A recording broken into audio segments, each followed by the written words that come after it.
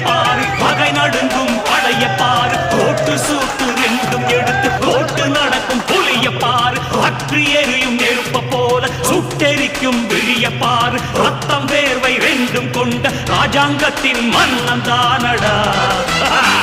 இவன் பேருக்குள்ளே காந்தம் உண்டு உண்மைதானடா